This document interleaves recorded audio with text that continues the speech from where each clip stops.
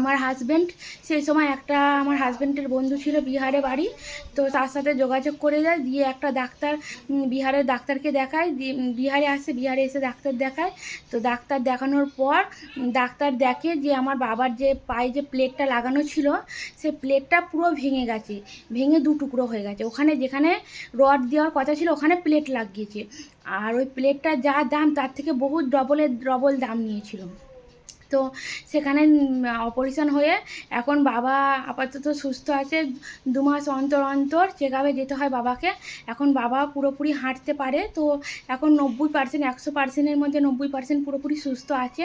তো আমি সেই মুহূর্তে প্রেগনেন্ট ছিলাম, ওই জন্য আমাকে পুরো ব্যাপারটা ইগনোর করা হয়েছিল, আমাকে কোনো ব্যাপার বলা হয়নি। তো আমি আমার মাকে যখন জিজ্ঞাসা করি যে বাবার কাজের জায়গায় যাচ্ছে না কেন, তো কবে যাবে?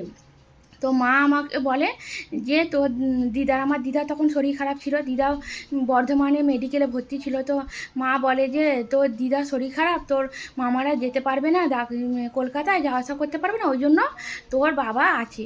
আমি বললাম আমাকে সেই মুহূর্তে কোনো ব্যাপার বলা হয়নি আমার বাবার সম্বন্ধে। তারপরে আমি পরবর্তীকালে জানতে পারলাম যে আমার বাবার এরকম অ্যাক্সিডেন্ট হয়েছে।